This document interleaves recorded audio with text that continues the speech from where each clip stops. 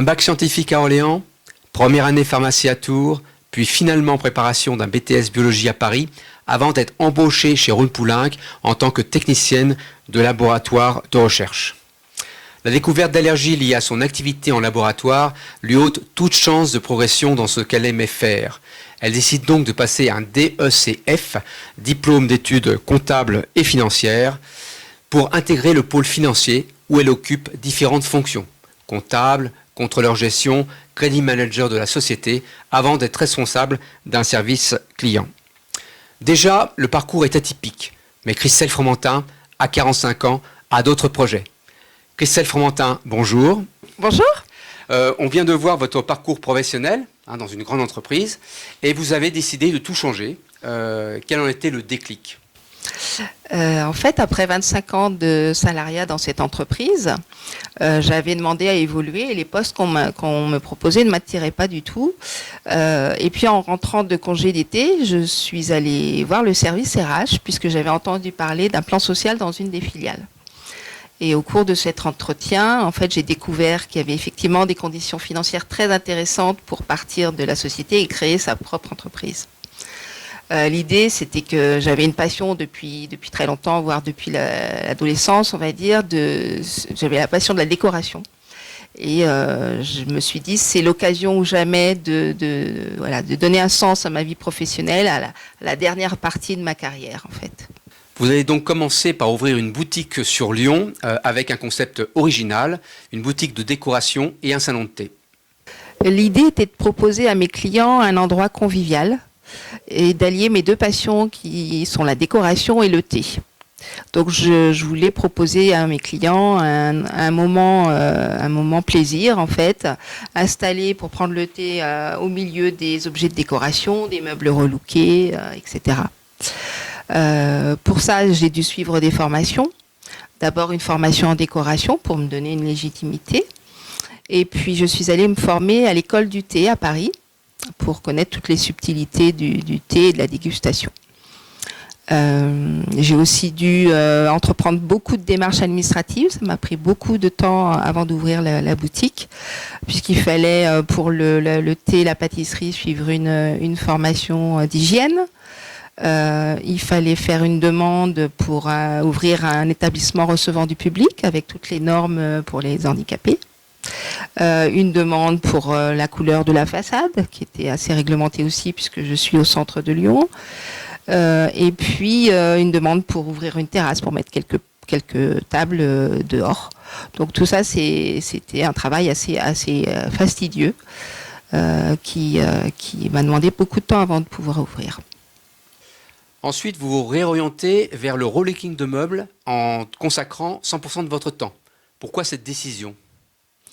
Alors en fait, le relooking de meubles, c'était une offre que j'avais dès le début, que je proposais dès le début. Et puis petit à petit, les demandes se sont amplifiées. Donc il a fallu que j'adapte mes horaires. Je travaillais à l'atelier chez moi le matin, j'allais à la boutique à Lyon l'après-midi et parfois le soir je me remettais sur les meubles. Donc ça pouvait pas trop durer, donc j'ai pris la décision de fermer la boutique. Alors j'avais un peu la crainte de l'isolement en quittant la boutique et la ville. Finalement, non, je me déplace voir les clients, je fais des salons, je participe à des réseaux professionnels, donc non, c'était une crainte non fondée. Dans l'émission, nous demandons à nos invités de nous présenter un objet fétiche ou ayant une résonance particulière dans la reconversion. Qu'avez-vous choisi ? Alors moi, j'ai choisi de vous présenter mon book. En fait, c'est une sorte de bible pour moi, puisque j'ai suivi beaucoup de formations pour m'initier et m'améliorer sur le relooking de meubles. Et ce book, c'est toutes les notes que j'ai pu prendre.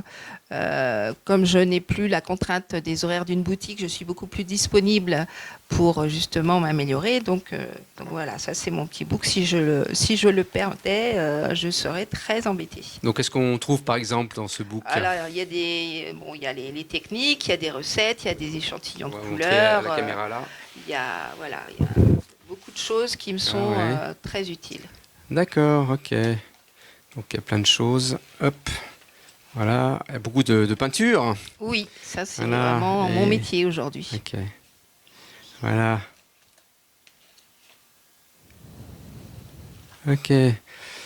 Eh bien, la transition est toute trouvée avec cette histoire de peinture, puisque nous demandons également à nos invités de nous commenter des images que nous avons tournées ensemble dans l'atelier ou leur lieu de travail, nous expliquer donc une technique particulière ou un savoir-faire qu'ils désirent nous faire découvrir. Donc, vous avez choisi quelle activité? Alors, j'ai choisi de vous parler en fait de la peinture naturelle, puisque c'est une de mes valeurs ajoutées. Je propose à mes clients de relooker leurs meubles avec une peinture naturelle que je fabrique moi-même avec des produits naturels. Donc, en fait, L'écran ici, là. j'utilise comme produit donc des produits naturels mais non toxiques, je précise parce que l'inverse n'est pas vrai. La caséine, qui est une protéine extraite du lait. De la chaux, du blanc de meudon qui est une poudre de pierre, et pour les couleurs j'utilise des pigments naturels ou parfois artificiels puisque toutes les couleurs ne sont pas dans la nature. Et voilà, on fabrique la peinture comme un peu une recette de cuisine avec un fouet, un saladier, une passoire, etc. On s'amuse bien et surtout c'est les recherches de couleurs qui me plaisent vraiment. Et maintenant, parlons avenir. Comment le voyez-vous?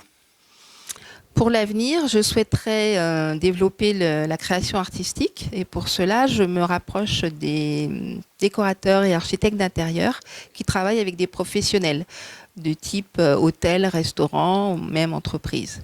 J'aimerais leur proposer des créations originales qui permettraient de donner une valeur ajoutée à un lieu, un accueil, voilà. Aujourd'hui, ce qui me manque, c'est de laisser parler mon sens artistique. Et je pense que dans ces propositions-là, je pourrais atteindre le parfait épanouissement. Pour celles et ceux qui désirent se reconvertir, quels conseils pourriez-vous leur donner? Mon premier conseil pour se lancer, créer son entreprise, c'est de se faire accompagner. Très souvent, quand on a une reconversion, c'est qu'on a une passion qu'on n'a pas encore osé assouvir, mais ça ne veut pas dire qu'on va être compétent dans tous les domaines de la gestion d'une entreprise. La communication, la comptabilité, et j'en passe, c'est des meilleurs. Pour vous donner un exemple, j'ai rejoint 2 groupes de créatrices d'entreprises sur Lyon, puisqu'on a la chance d'avoir beaucoup d'associations qui nous aident. J'ai aussi fait appel à un groupe d'étudiants d'une école de communication qui m'a aidé à trouver le nom de ma société, qui est l'Exquise Trouvaille. En fait, à l'origine, je vous rappelle, il y avait de la décoration et du salon de thé. Donc, l'Exquise collait très bien au concept du salon de thé et Trouvaille à la décoration, puisque je proposais aussi des objets chinés. Voilà, le premier conseil, c'est au démarrage se faire accompagner par des bonnes structures. Et puis, dans la vie de l'entreprise également, c'est rejoindre des réseaux professionnels pour échanger, s'entraider, puisqu'on a les mêmes problématiques entre chefs d'entreprise. Et souvent, on se sent un peu seul. Donc, c'est vraiment l'accompagnement et ne pas rester seul avec ses soucis et ses joies aussi. Il faut partager aussi les joies. Merci Christelle de nous avoir accueillis dans votre atelier showroom, situé à Villars-les-Dombes, et de nous avoir fait partager votre reconversion. Merci à vous, c'était un plaisir de vous parler de ma passion. Et c'est partagé. Quant à nous, je vous retrouve dans une prochaine émission de Une histoire de passion, et en attendant, prenez bien soin de vous.